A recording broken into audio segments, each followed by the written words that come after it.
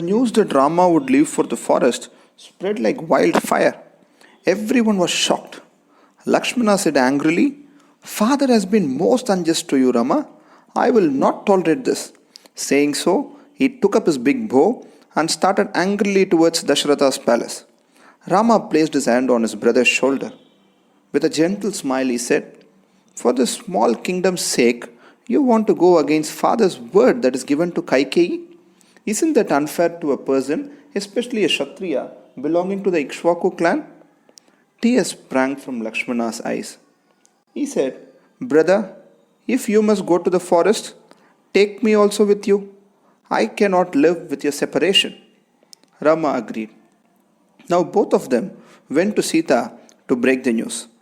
Rama said, "Sita, look after my mother Kausalya in my absence."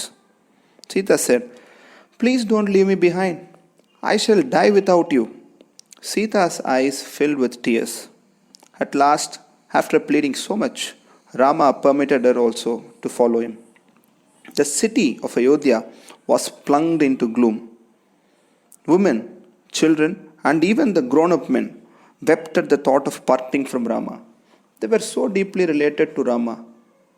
Rama, Sita, and Lakshmana sat in the chariot dressed like hermits. The people of Ayodhya ran behind the chariot crying loudly.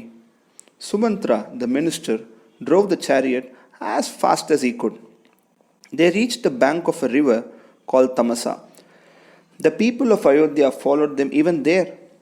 Rama decided to spend the night there.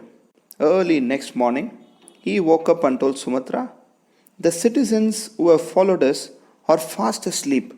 It is not good that they follow me. Let us start before they wake up." Rama, Lakshmana, and Sita, driven by Sumantra, continued their journey. After traveling the whole day, they reached the bank of the famous Ganga and decided to spend the night there. They all sat under a tree. There lived nearby a hunter who was called as Guha. He felt very sad about the happenings. He told Rama, "Stay with me here, please, Rama. My kingdom, my riches, and my life are all at your service." Rama was deeply touched by these words and his friendship. He said, "Dear brother, I know how deep is the love you have for me, but I promised Kaikeyi that I would live a hermit's life in the forest. We shall live only on the roots and fruits in the forest." They slept under a tree at that night. Lakshmana and Guha kept a watch throughout. The next morning, the three took leave of Guha and got into a boat. Sumantra came back to Rama with a heavy heart. Rama said, "Go back to Ayodhya and console my father. I have no harsh thoughts in going to the forest."